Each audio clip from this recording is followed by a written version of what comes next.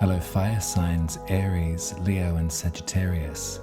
Welcome to the Aquarius full moon. You'll find the timestamps for your rising sign listed below.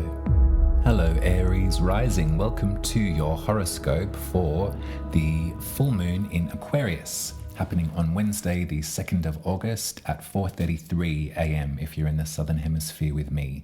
So if you wanted to do your full moon rituals maybe the night before or the night of, unless you wanted to get up at 4:33 and see the moon exact. It's up to you. I'm sure that you'll figure out what works best for you. Let's have a little think about your 11th house, Aries. Let's have a think about your sense of friendship and belonging and community and humanity. The 11th and Aquarius is where we kind of come together and cooperate. It's where we strategize, revolutionize, bring folks together, where we kind of look to the collective future rather than just ourselves.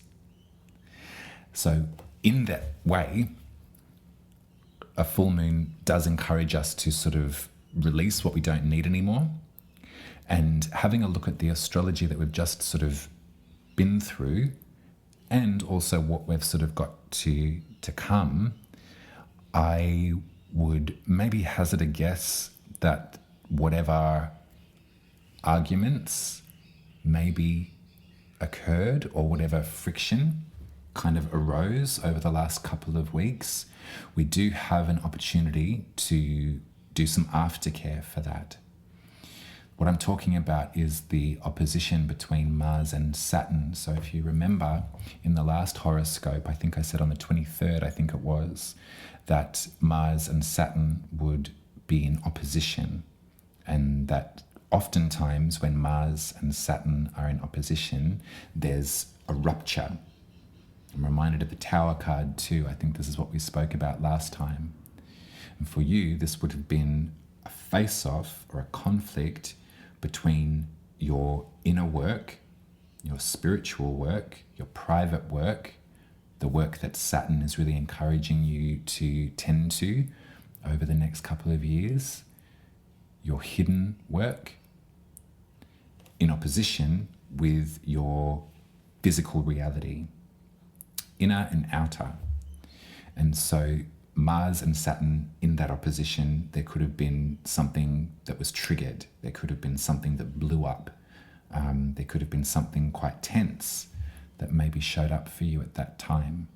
The aftercare that we get to look forward to is that Mercury, the planet that brings with it intelligence and solutions, has taken Mars's place in that opposition. So Mercury and Saturn in opposition is a different story in this configuration, because Mercury rules Virgo, the sign that rules your 6th house. Mercury is just very quite at home in there. So as far as kind of cooling it a bit and realizing that there was something that was brewing in your internal workings, I think we spoke about sort of like who you might be becoming as well, as far as like your own sense of identity, with the lunar nodes having shifted to Aries and Libra, and this sort of deluge of self, rising soul intention. If you're in Aries rising, all eyes, as I said, will be on you, but it's this transfiguration, this transformation that may have ruffled some feathers, possibly. Or it may have just been a sort of friction between your inner work, your private work, and the sort of colder, harder reality of your 6th house in Virgo. So this full moon is the one that we can make reparations with. The tarot card for 9 degrees of Aquarius, which is where this moon will be full, is the 5 of Swords. So you can see here the intellectual sparring match that has occurred. There's been truths shot. There's been barbs thrown. There's been a decision by 2 of these players to step out and be like, I'm actually not dealing with this. This is not interesting to me. I'm moving on from this argument. The person in the foreground of this card is collecting their spoils of war, but I wouldn't say that they're victorious. They're kind of smug. So if you've been at each other's goats lately, this full moon will probably bring a great chance to cool it. And Also, to go over what happened. If you've been the snappy one, Aries rising, if you've been the one that's sort of been kicking back, this would be a great full moon to make reparations. If we think that Aquarius and your 11th house does represent your good fellowship, good fortune, your friendships, then perhaps the full moon will be encouraging you to release. Perhaps there'll be folks in your chosen family, as it were, or in your networks that you can reach out to at this full moon and let them know how much you appreciate them. That's probably a really lovely thing to do, actually. When we have a full moon in the 11th, we express gratitude for the folks that we find in our 11th house. We tell them how much that we love them.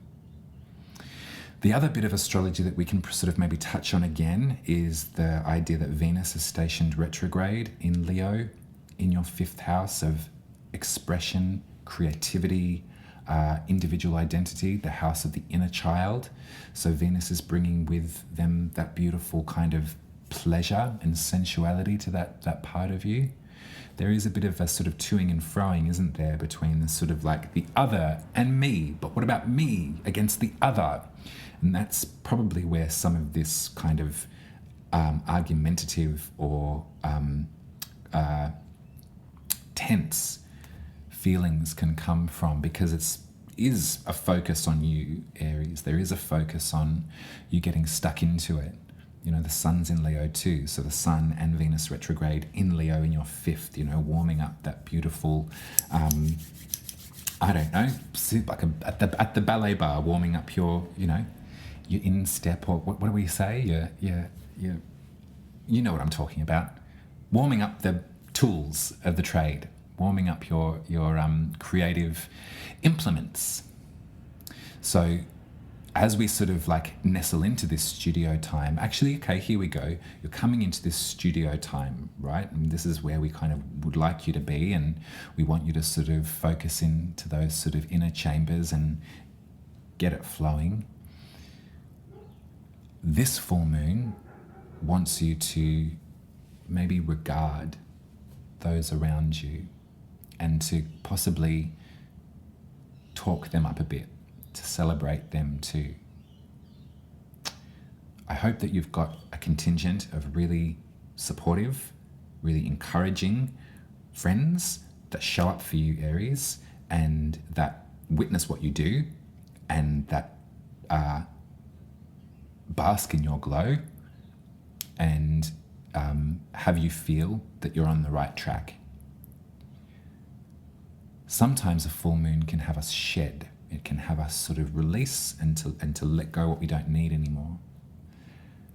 If you are finding yourself in the company of like fair weather friends, and perhaps this is where some of that internal, external work had that friction, if that's the case, then it might be a great full moon for you to kind of really name that and register that, and to kind of feel that it's all right to step away from certain relationships if you find that it's just a mouse wheel. If you find that you're continually having to censor yourself, or not even censor yourself, it's just kind of like you're half a person in these relationships. And look, that might work for you too. I don't wish to say that, you know, not every lunation needs to be so tense, but I think this astrology over the last like 2 weeks and coming into the next 2 weeks, it does feel clenched. And with this focus on your 11th house, your friendship circles, the folks that you roll with, if my saying that you can take a step back from certain dynamics, if you're feeling like you're sort of screaming underwater, you know, that like you're only missed as an afterthought, you know, or if you're just continually coming to the party or coming to the relationship, providing something for those people, or if there's a version of yourself that the mask has become too heavy. I think this is sort of echoing the last reading, but still going on. We don't get over this stuff in 2 weeks.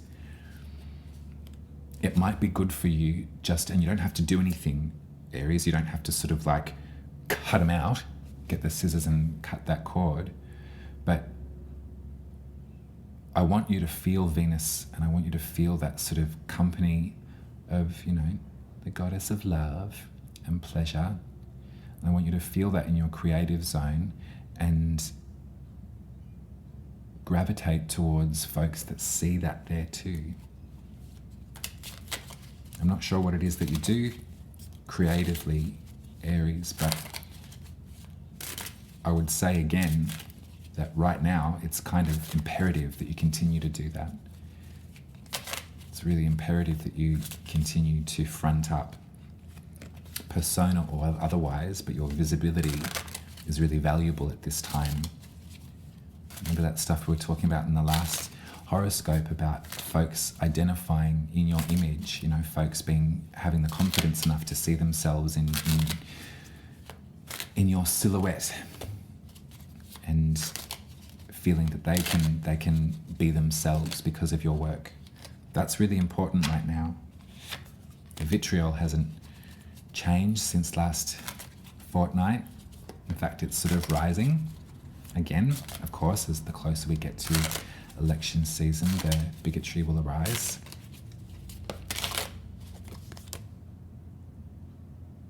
Who are you spending time with? And are you spending time consistently listening to their vibe or working within a certain framework to fit into their interests? Are you not being your fullest self? Is there not room there?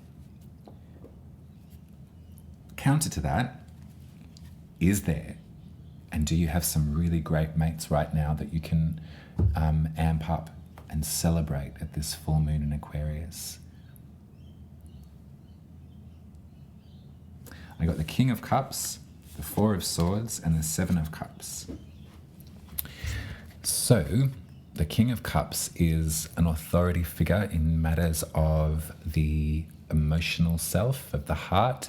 King of Cups is super empathetic. And King of Cups is someone that is really kind and really gentle and will listen to how you've been feeling, that wants to wrap you up and support you and encourage you.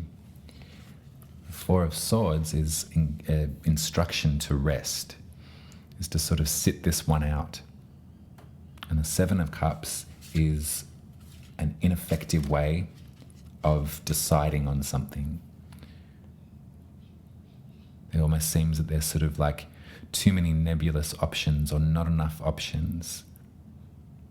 Maybe this is something that you're sort of moving away from too. Maybe if it's an environment in your 11th house, your friendship groups, and you're kind of hanging with folks that are shoulda, coulda, wouldas, or they're big talk, but they never actually really get anything done, or they don't really have maybe an eye for what you find really important this time and how you wish to sort of activate your contribution. Like in our last reading, we're sort of talking about this mobilization sort of feeling, but like if you're sort of spending time with people that maybe have stuck their head in the sand or don't really care so much to think about the community and other people, that's when the Seven of Cups can show up. It's this sort of gaseous, nebulous, there's nothing tangible about the Seven of Cups. It's sort of like, oh, we could do this, or we could talk about this, or we could do that. Oh, it's sort of like, oh, it's a smoke screen is what I'm feeling in the Seven of Cups. It's really kind of hazy and like hard to get anything actioned because there's just too much of a smoke screen in the way.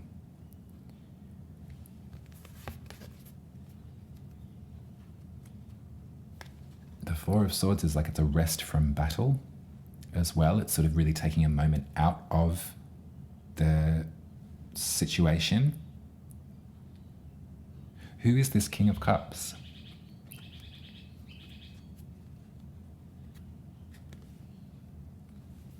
Who is this like water sign? Could be something that comes to mind. But when you think about somebody who is like super caring and available, it's probably a really good word. I think the King of Cups is really available in matters of vulnerability. I think that they're kind of, they'd be a good energy to include in your 11th house. Is there like a mentor or an old friend that comes to mind that could be able to have a chat with around this time, around this sort of metamorphosis? If we think about your 5th house too, your creative self, maybe it is some deep art chats that could be really valuable if you're looking to sort of help, you know. I think there's a lot of artists at the moment that are thinking, okay, so let's activate. How can we turn this into activism? How can we be guerrilla girls? How can we get this thing moving? How can I use my creative potential to make powerful change in my 11th house? Who can I align with that has the ethics that I do, but has sort of some kind of foresight? I probably look to them because I think I'm getting a bit sort of like, this 7 of Cups is getting a bit stale, I'll be honest with you, Aries. It's sort of like, I keep on making these plans with you and we keep on getting together, but we just keep on talking about the same thing and we're doing the same drugs, or we're sort of doing the same, like we're not actually getting anything done. So it's fun to hang, you know, it's fun to chill out, it's fun to play in the 11th house, absolutely. But I am sensing this frustration. It's sort of like, well, if we just, like nothing, we're not, is there a reason for me to be here other than just for you to to pack your bong? Or sorry, it might not be that, but you know, it's sort of like just that sort of idea. It's like this smoke screen is just getting thicker and thicker. It's just sort of like, what am I deluding myself from? You know, am I damping down my fire, my Ariesness? You know, remember Mars rules your sign, Aries. And so right now Mars is in trine with Jupiter. So there's been a bit of a swap out. So if Mercury has taken the position of opposition to Saturn, but Mars has moved along and has formed an exact trine actually with Jupiter. Jupiter's in your 2nd house and Mars is in your 6th house. And so these are the cards that we're working with. You see what I mean? There's a difference here.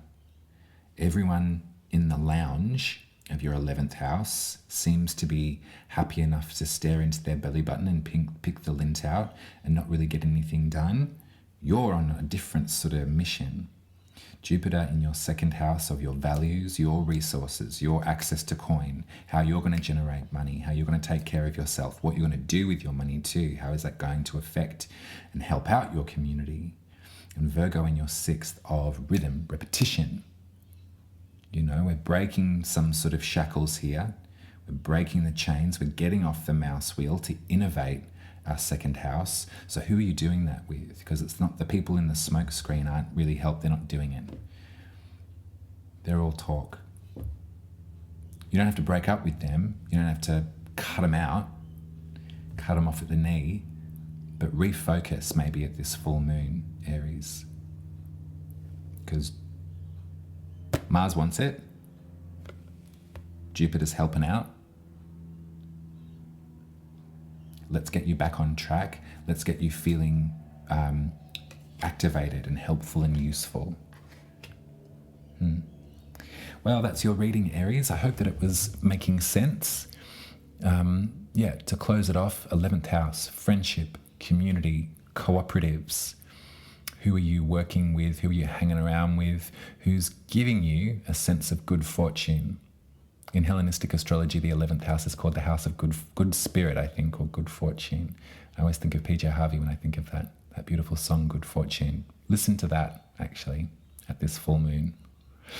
If you're still here with me, put a star in the comments. I would love a star for all of my Northern Hemisphere watchers. A star. If you'd like me to read your birth chart, here's an example. So this is what I come up with when I read a birth chart.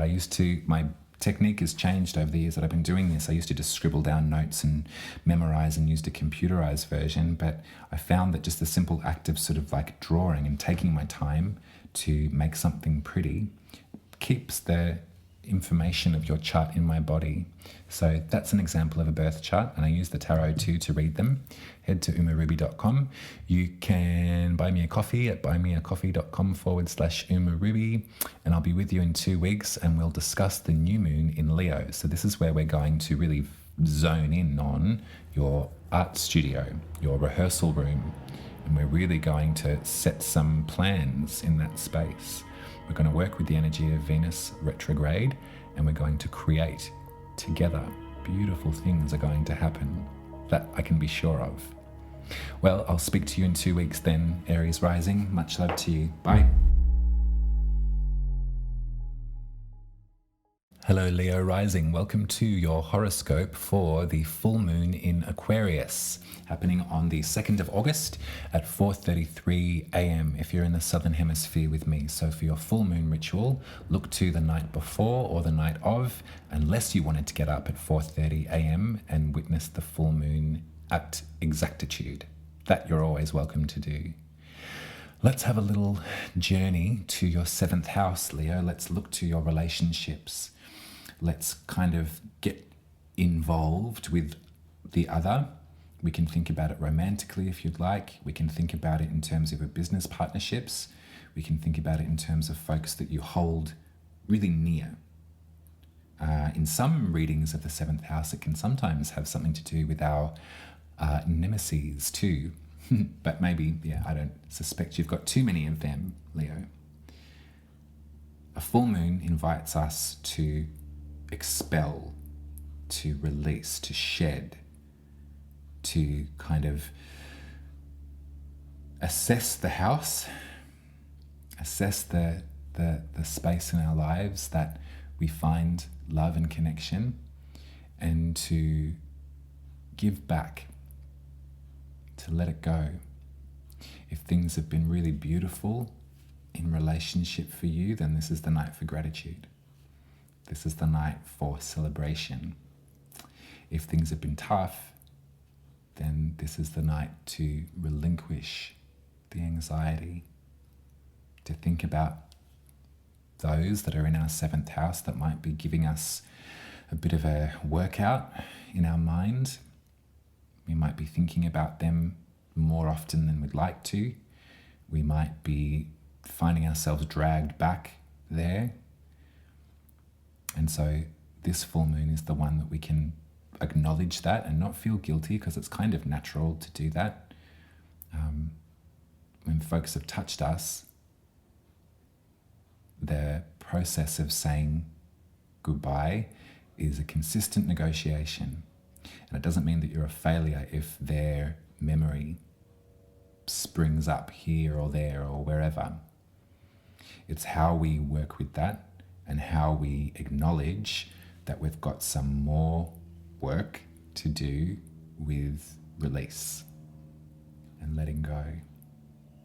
Now, Venus is still in your 1st house, Leo. We're just settling into this idea of a longer stay for the planet of love and pleasure and bounty and beauty. So maybe there's some sort of like, I kind of feel like a glamour spell might be in order at this full moon. If you wanted to dress up for yourself or your loved ones, I think that that would be a great idea. Yeah. The concept of a glamour spell is real simple. Just means putting some mascara on, or washing your hair, or putting on an outfit that makes you feel yourself. We sort of construct or anoint our physical self. And if we hold the intention that it's ritual, then it is. I wonder if you, well, I don't wonder, I kind of have a feeling that you might like to doll up from time to time, Leo. I think that that might be true. So this full moon would be a great excuse to do so, no matter where you are and no matter who you're with. If you're by yourself, all the better. This is advice that I'm giving you. It's also advice that I can take myself as well. The glamour spell can sometimes be for our relationship with ourself as well. We can anoint, quaff, turn out, present for our own enjoyment too. Not always for our 7th house. The Venus is encouraging you there. Venus is in your 1st house, the house of the soul's rising intention, you know. So work with it. Enjoy it. Now, the tension that we've kind of felt, hopefully we'll be having a moment for aftercare as well. So I want to cast your memory back to our last reading, and I talked about the friction of Mars and Saturn in opposition. That's two sort of like figures of control, maybe, you know, it's a battle that occurred. Now for you on your chart, Leo, this was a face-off between your 2nd house and your 8th house. So I don't want to laden this too much with jargon, but Mars was in your 2nd house of your values, your money, your resources, your autonomy, and it was facing off with Saturn in your 8th house of just the opposite of how your resources are interwoven with somebody else, how your resources work together. And this is where Saturn is right now. And Saturn will be there for 2 years. So we're sort of Mars is quick moving, Saturn not so much. So I imagine that maybe there was some sort of blowout. There was something that occurred between like you and again, maybe somebody else. The 8th and the 7th house do talk about our relationships with others. The 8th has a lot more of sort of intensity attached to it. So the aftercare that we get to look forward to is Mercury, the planet that brings with it further information, has taken Mars's place in that opposition. And Mercury is really at home in Virgo. Mercury is really happy there. They can work there. They're in the sign that they rule. So Virgo knows what to do with Mercury, we'll put it that way.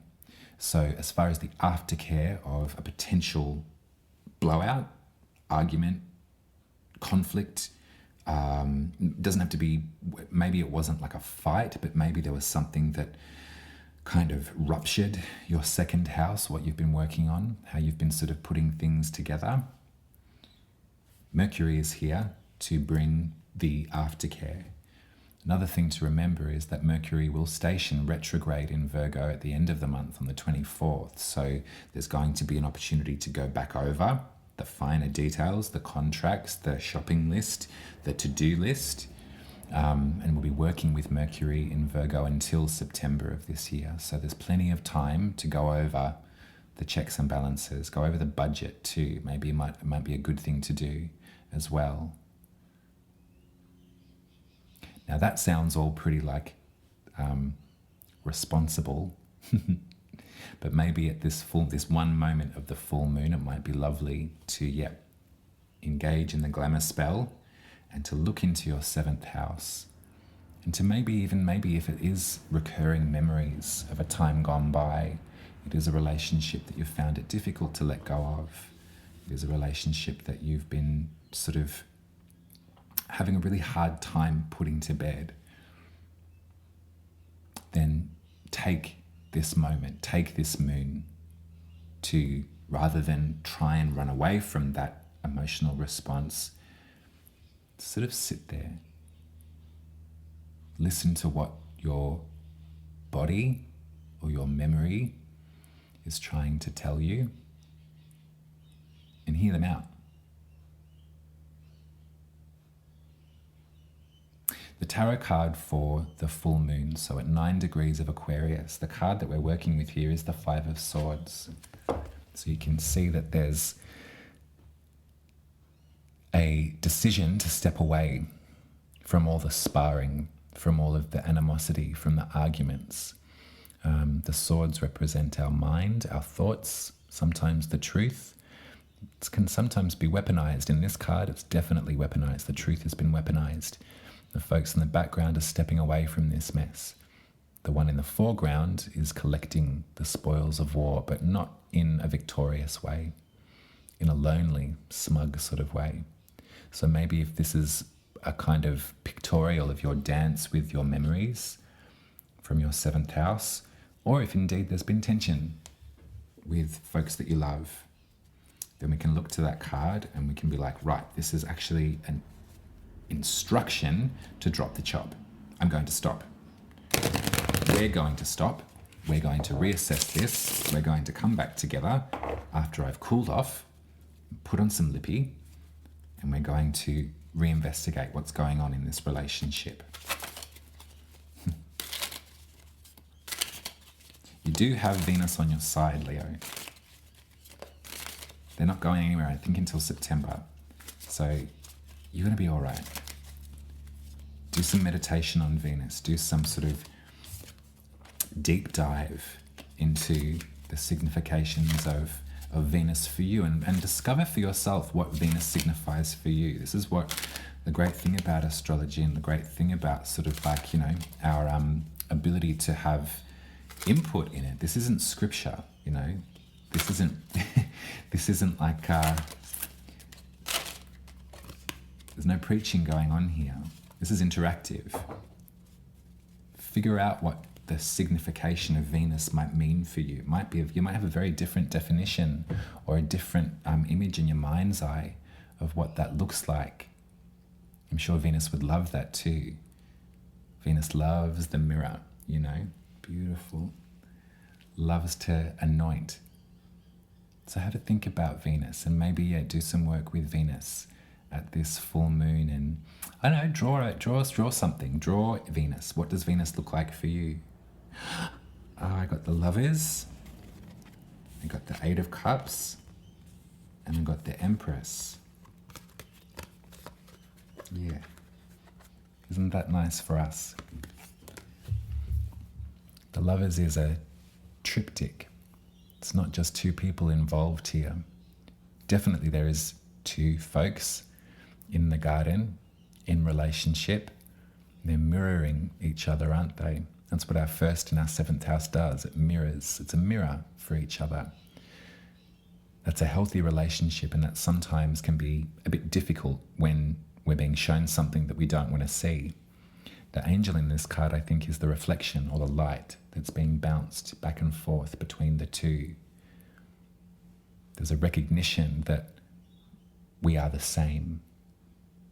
And that's what the true meaning of empathy is, isn't it? It's sort of like, I feel what you're going through. I understand that feeling because I've had it myself.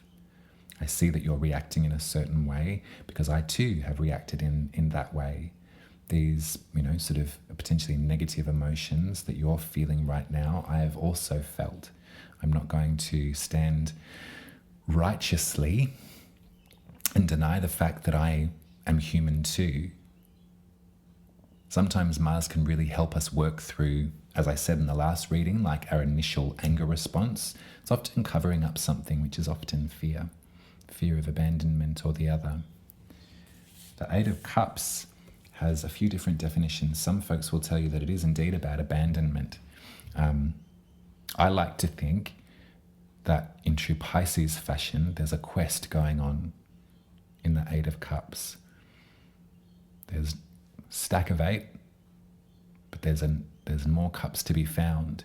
And so the individual that has their back turned to us in this card is going off, seeking out the remaining cups to add to the collection. We think about the cups, we think about our capacity to love, our emotional lessons. So they're not frightened to get more. What are they going out to retrieve? The Empress, Venus, goddess of beauty and love.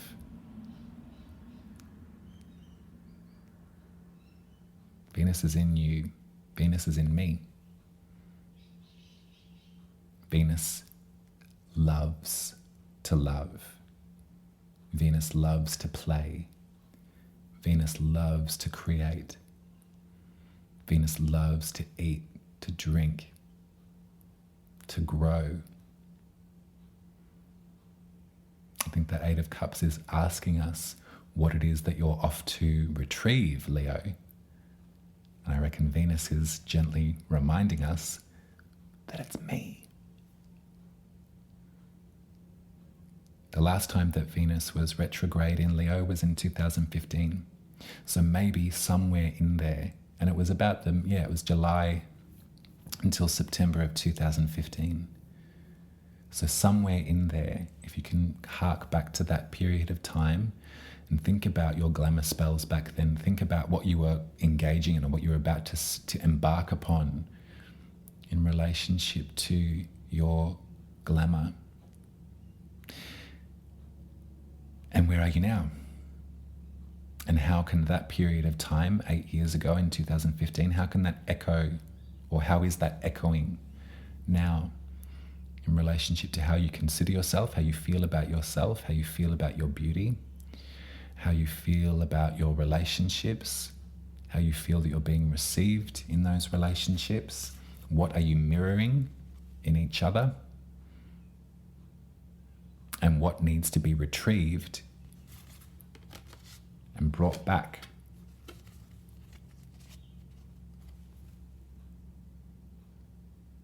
And Stella needs to get her groove back, maybe. There's something that is in you, Leo, that hasn't gone away. It's like an ember. Remember your fixed fire. It's a pretty reliable heat source, I would say. It's a bonfire that's charged and really at a good burn. If you've been feeling a little bit out of step with that, then let's use it. Let's use it at this full moon. Let's use the mirror from our relationships, and let's go out and seek out Venus, the Empress. Gee, this is a beautiful card. There's a pomegranate, a daisy, a globe, butterflies. Yeah, she's gorge. This is the card for Venus, the Empress. That's your reading, Leo. I just got goosebumps. Haha. Throw me a star in the comments if you're still here with me. That'd be awesome. If you'd like your birth chart read by me, I've got a little example of what you have to look forward to. My style has sort of morphed and evolved over the years that I've been doing this, and I make a little drawing for everyone now. I sort of draw out the chart with my textures, and that helps me sort of retain the information and the different configurations of the planets and the placements. So if you're wanting to get your birth chart and you haven't yet, this is maybe an example of what you've got to look forward to. Little text drawing by Uma. You can also buy me a coffee at buymeacoffee.com/Uma Ruby, and I'll be with you in 2 weeks, Leo, and we're going to talk about a new moon in Leo. So we get to divert that gaze, we get to sort of bounce back the reflection from Aquarius back to yourself.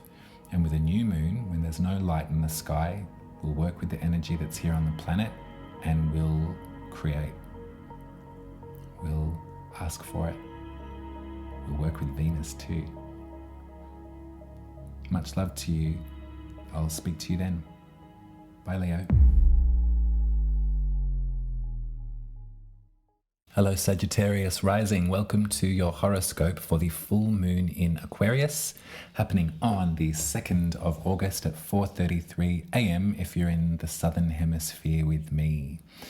So I really want to take a moment with the goddess, Sagittarius. So this is where the full moon is occurring. This is where the light, the spotlight is on at this lunation. Your third house is the house of the goddess.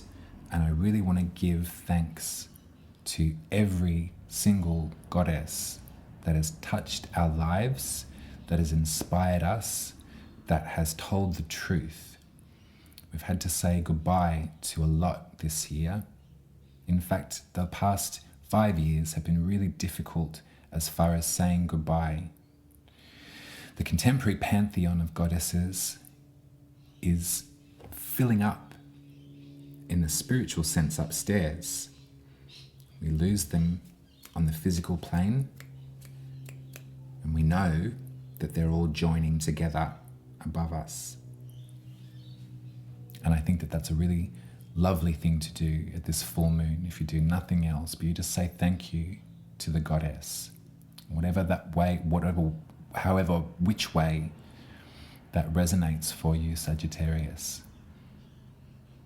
I think that I've got my mind on someone that we lost really recently, and who was an incredible mind, an incredible intellect, and someone who was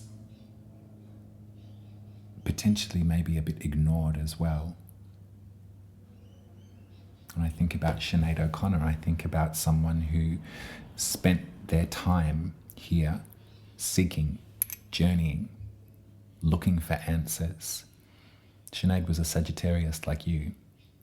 And if you can remember the greatest parts of her and recognize yourself in them, Sinead's mission for the truth, mission to expand her mind, mission to learn and to grow and to come back to the garden, to come back to the goddess too. Some beautiful lyrics. Sinead talks about how we used to worship God as a mother before colonization, before the hierarchy of organized Christian religion. We used to worship God as a mother. It's in a song called Famine, I think. It's beautiful. Really, really important language. Important poetry for us to remember right now and to feel grateful for. It wasn't easy for Sinead.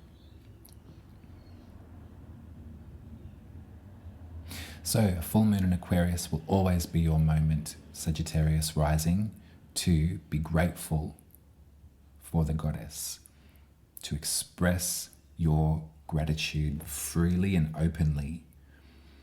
We can afford to be a little pagan in the third house too. We get to enact rituals and receive lessons and receive healing in language rather than in a sort of academic forum. Things like folk magic, things like folk magic, I wonder if that's, I like it. I like that term. I wonder if it's patronizing. I hope it isn't. But traditions that have existed through time with a conviction. I was listening to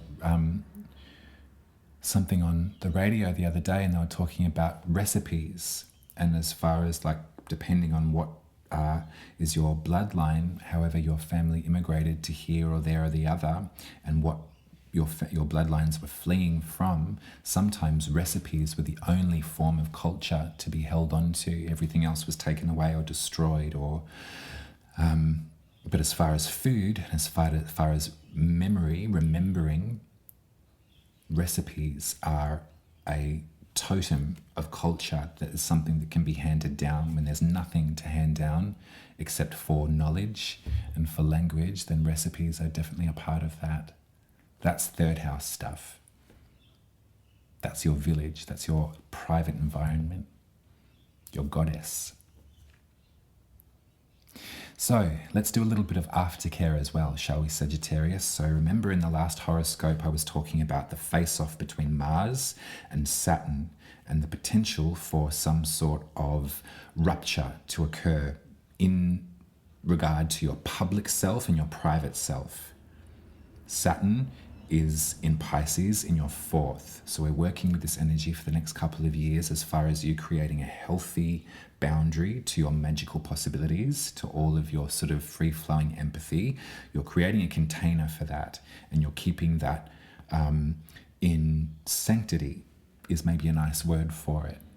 The rupture or the frustration or the aggression may have come from something a bit more public. It may have come from potentially like, you know, your sort of career aspirations, or there may have been almost like there could have been like public displays of anger is something that I'm kind of feeling here too.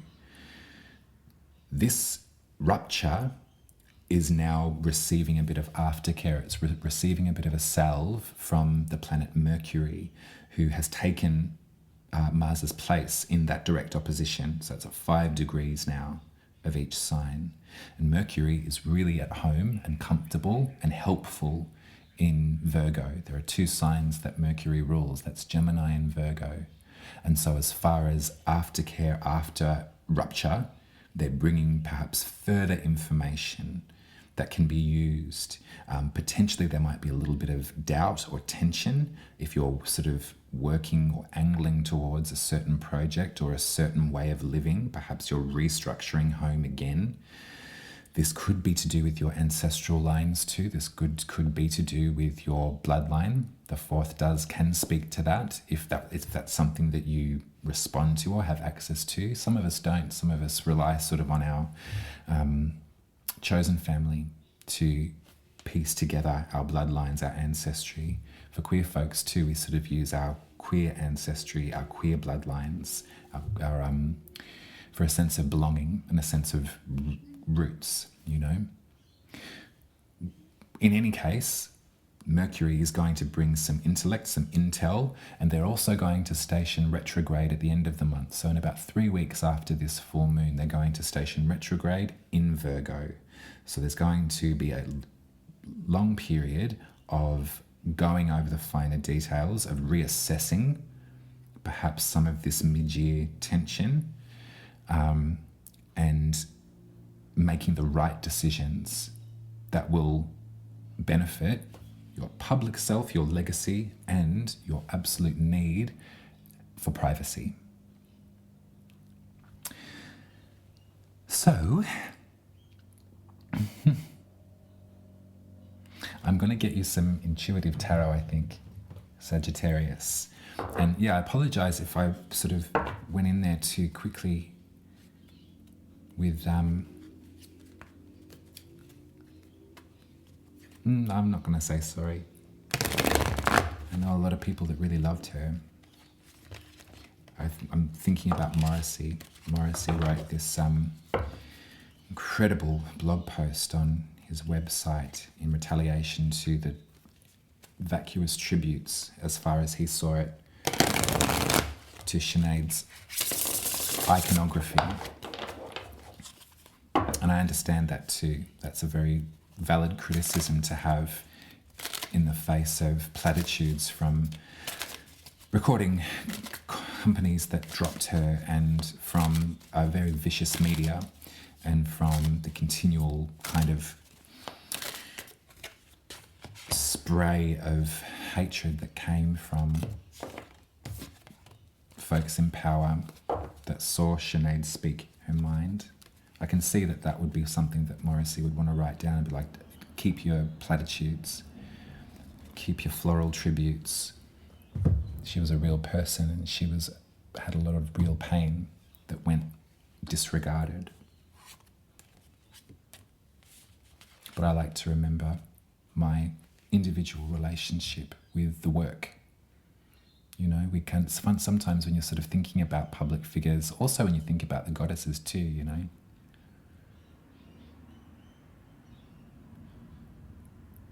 The work is the tool that moves us. The poetry, the sound, the voice. And for this, we can be eternally grateful.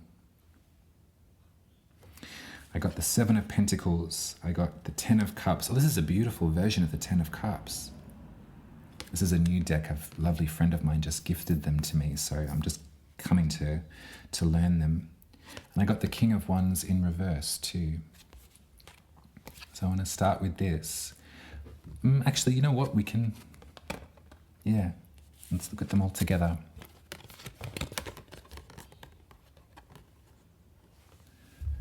it feels like there's something that is like taking longer than you expected to grow. And it feels to me that maybe the paranoia is setting in now, or the frustration that it's not going to take, that it's not going to develop in the way that you thought that it would. And there might be a sort of, it might be marring your confidence a little bit. If you consider yourself to be a magical person, Sagittarius, and I hope that you do, because it's kind of undeniable, especially with the fire signs, I really want you to remember that the wands in the tarot represent fire, which is magic.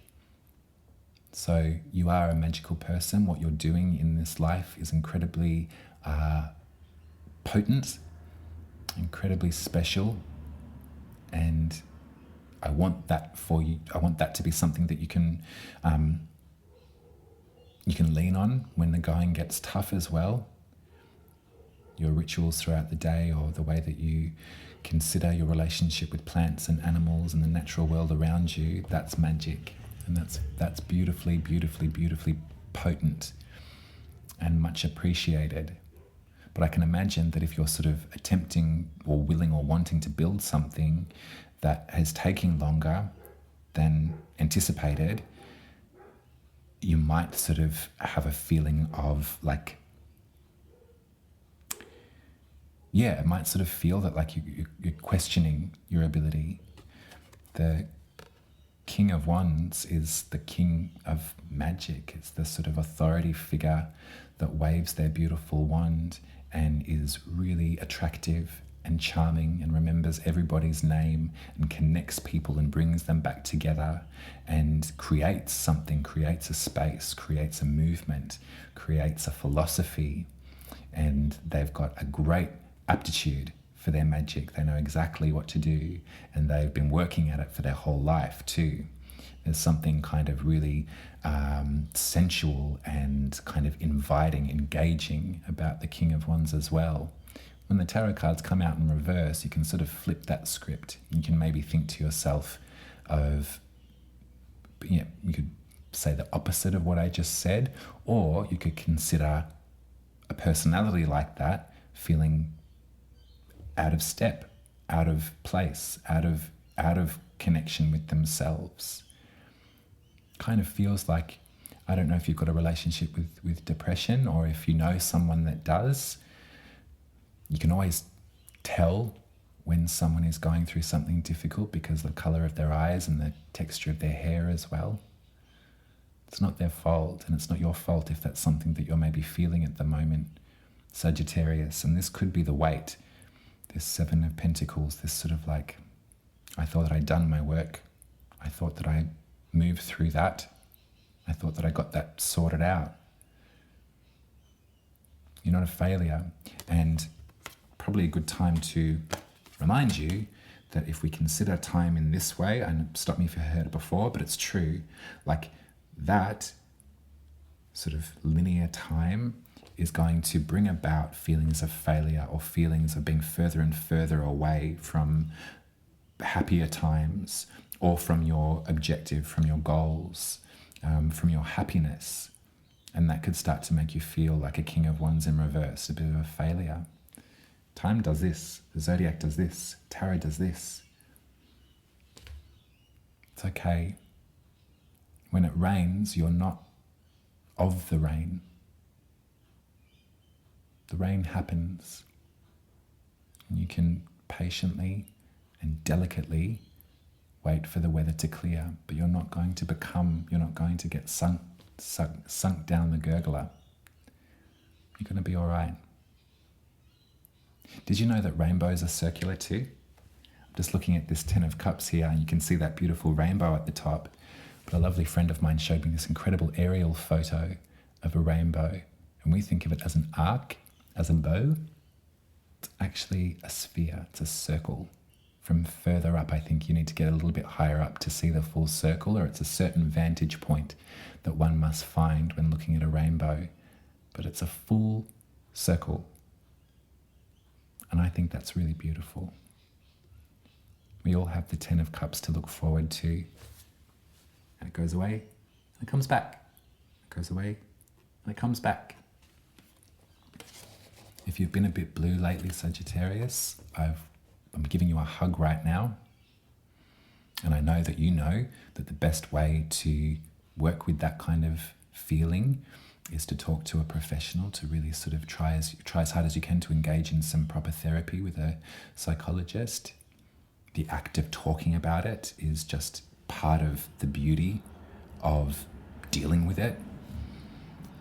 If you can witness somebody that you care about that's in that sort of way, then you can provide them with the strategies and with the tools to seek out some help, and also with the support. You let them know that you're supporting them.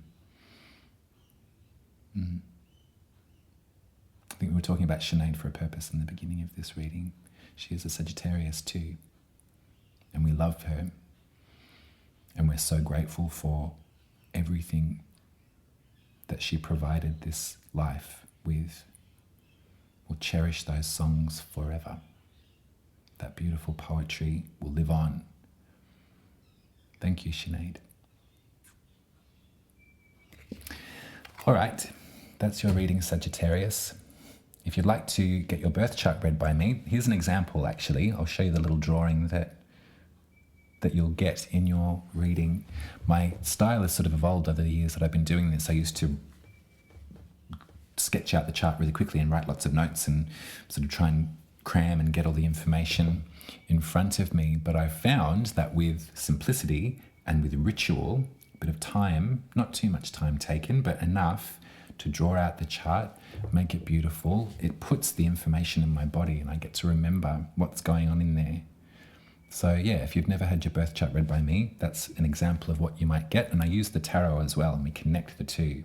You've got a set of tarot cards that you had from birth, Sagittarius. I can't wait to share them with you. Also, you can tip me at buymeacoffee.com/Umaribi, and I'll be with you in 2 weeks, and we'll talk all about the new moon in Leo. So this will be a great moment for you to wish and ask for your next adventure, which I know you'd be looking forward to. I'll speak to you then, Sagittarius. Much love to you. Much love to you, Sinead.